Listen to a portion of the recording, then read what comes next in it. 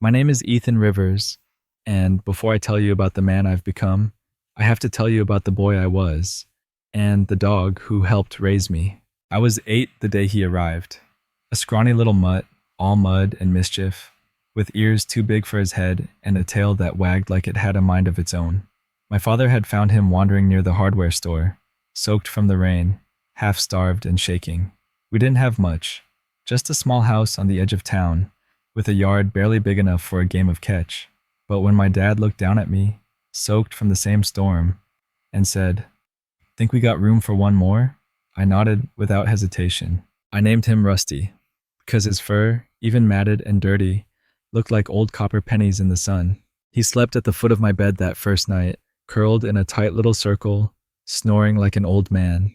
And from that moment on, we were inseparable. Rusty was my shadow, my partner in crime, my secret keeper. We grew up together, barefoot summers and scraped knees, chasing frogs in the creek behind our house, playing pirates under the porch, pretending the world ended just beyond the picket fence. When I cried, Rusty would nuzzle my arm until I stopped. When I laughed, he'd bark like he was in on the joke.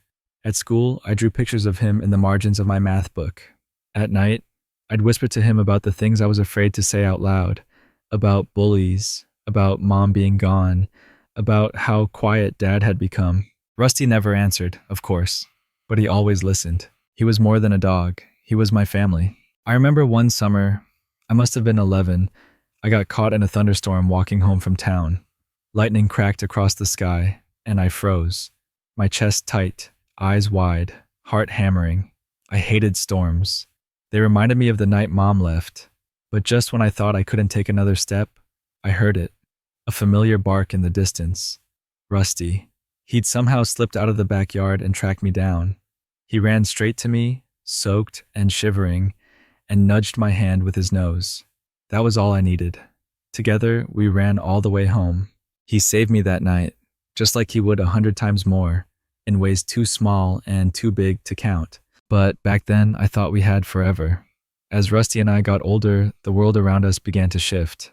My feet got bigger, his legs got stiffer. School got harder, playtime got shorter. But somehow, we still had us. When I turned 13, I started walking to middle school alone. But every morning, Rusty would still follow me to the edge of our property and sit there, head tilted, until I disappeared around the corner. Every afternoon when I came back, there he was, same spot, tail thumping wildly, like he hadn't seen me in years. By high school, things were different. I was busier, friends, homework, football, first crushes. Rusty waited just the same, but I didn't always have time to notice. And some nights when I came home late, I'd find him asleep near the door, too tired to wait up. I didn't think much of it. Dogs get old. That's just how it goes. But one winter night, I came home from football practice and Dad met me at the door with a strange look. Quiet. His hand rested heavy on my shoulder. "Rusty didn't come to the door today," he said. "He didn't get up at all."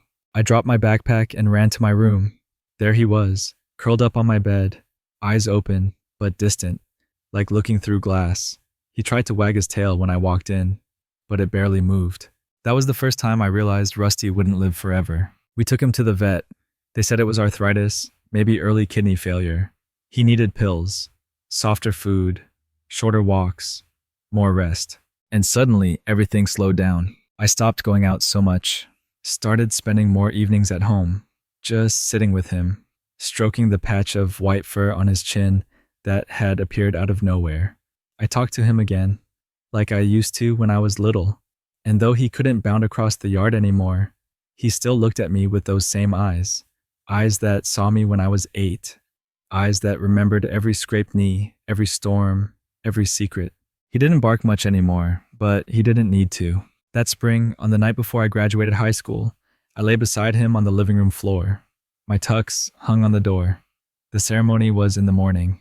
But in that quiet, I whispered, "I made it, buddy." He rested his head against my hand, and for a moment, I could have sworn he smiled. He was there for the beginning of my life, and I didn't know it yet, but I was about to be there for the end of his. The summer after graduation was supposed to be the best of my life. No more school bells, no more tests. College was just months away. Freedom, finally. But every morning, I found myself choosing Rusty over everything else. He wasn't eating much anymore. His legs shook when he tried to stand. The vet said it was only a matter of time. You know how people say dogs don't cry? That's a lie. I saw it in his eyes, those deep brown eyes that used to sparkle every time I picked up a tennis ball. Now, they held pain. Not the kind that makes noise. The kind that just waits, quiet and heavy. Mom asked gently one evening, "Do you want to be with him when it's time?" I didn't even hesitate. Yes, because he had never left me alone in my pain. I wasn't about to leave him in his. The night before, I slept on the floor next to his bed, my fingers laced gently in the fur behind his ears, the same spot he'd always loved. I told him stories, reminded him of the day I found him in that box, of the first time he chased leaves, of how he once dragged my science project into the yard and buried it like treasure. He'd ruined my grade, but I still got an A in life, because I had him. The next day was cloudy. I carried him into the vet's office, wrapped in the old quilt he used to drag across the house. The room was warm, peaceful. I sat with him on the floor, cradling his head. "It's okay," I whispered. "You did your job. You kept me safe. You love me more than anyone ever has." His breathing slowed, his eyes closed, and just like that, he was gone. No thunderclap, no dramatic moment, just a silence so full it pressed against the bones. I walked out of that office holding an empty leash, but I swear part of me still felt him at my side, like always. After Rusty passed, everything felt quieter. Not in the peaceful way, in the way where silence turns heavy, where you hear echoes in the absence, the jingle of a caller that's no longer there, the soft thump of paws that used to greet you at the door. For weeks, I found myself turning my head, expecting to see him on the porch. I'd reach for his bowl every morning. I couldn't bring myself to put it away. Grief is strange. It doesn't always scream. Sometimes it just sits beside you, patiently, like a dog, waiting for you to feel again. College came, and I moved into a dorm hundreds of miles from home. My roommate had a poster of a band I'd never heard of and never stopped talking. The halls were loud, the schedule was brutal. It should have distracted me, but some nights I would curl up with Rusty's old bandana in my hands. I kept it under my pillow. It still smelled like sunshine and leaves. Somehow, that thread of fabric made me feel like I wasn't completely alone. One autumn evening, after a long, gray day of classes, I found myself sitting on a bench in the campus park. There was a young golden retriever chasing squirrels in a frenzy of joy. And suddenly, I smiled, for the first time in weeks, because I could see Rusty in that dog's clumsy happiness, not his body, but his spirit. I remembered something Dad told me when I was little, after Grandpa passed away. Love doesn't leave, it just changes rooms. And Rusty, he hadn't left. He just changed rooms. He was in the way I now greeted dogs on the street, with tenderness. In the way I noticed when someone sat alone and needed company, in the way I loved, fiercely, loyally, unconditionally. He had trained me in the quiet art of presence, and I would carry that with me for the rest of my life. The leash may be empty, but my hand still feels full, because Rusty never really let go. Years passed. I graduated with honors in animal science, not because I planned it, but because somehow every research paper, every late-night study session brought me back to Rusty. I wanted to understand him, to understand what made that bond between us feel so eternal. I moved into a small apartment near a local clinic where I worked part-time. It had peeling paint and a faulty heater, but it also had a window facing a park. Every morning, I'd sip coffee and watch strangers walk their dogs. And every morning, I'd whisper, "Hey, Rust, you'd love this." Sometimes I dreamed of him. Once I was 12 again, running through the field behind our house. Rusty chased me, barking joyfully, until I tripped and fell flat.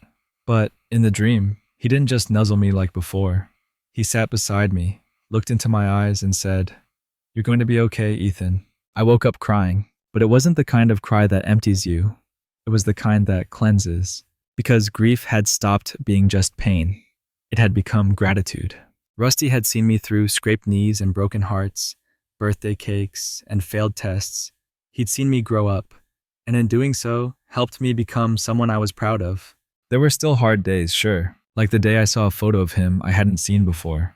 Me hugging him at the lake, the sun lighting up his fur like gold. I sat on the floor for a long time with that picture in my hands. But instead of sorrow, I felt warmth. I realized something. Rusty didn't die the day he stopped breathing. He died 1,000 little deaths over time. Every time I said goodbye and left for school. Every time he saw me cry and couldn't fix it. Every time he aged while I still grew. And he endured all of it, because that's what dogs do. They give you everything they have, for as long as they can. And all they ask in return is that you remember, that you keep living. So I did. I lived, for the both of us.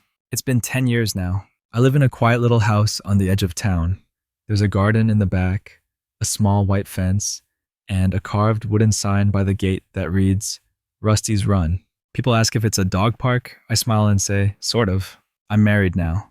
My wife, Elise, met me on a rainy Tuesday at the animal clinic. She had a rescue named Clover, scared of everything, even her own tail.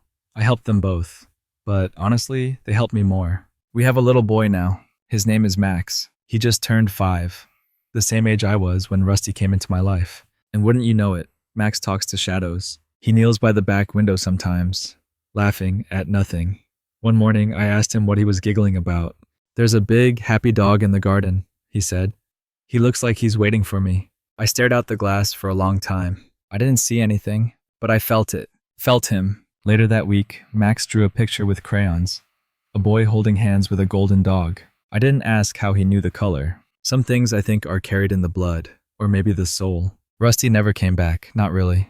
But in 100 small ways, he never left either. He's in the way I hold Max when he's scared. He's in the patience I didn't used to have. He's in every soft laugh, every loyal act, every time I choose to love, even when it hurts. One night, Max asked me if all dogs go to heaven. I said yes. The very best parts of heaven probably smell like dog biscuits and old tennis balls. He asked if Rusty's still watching. I told him he never stopped. Final words. If you're reading this, or hearing it in my voice, I hope you had a Rusty of your own. Or maybe one day you will. Because no matter how strong we become, no matter how grown we get, sometimes we all still need a best friend who runs beside us. Mine just had 4 legs and a golden heart, and I'll never stop being thankful for that.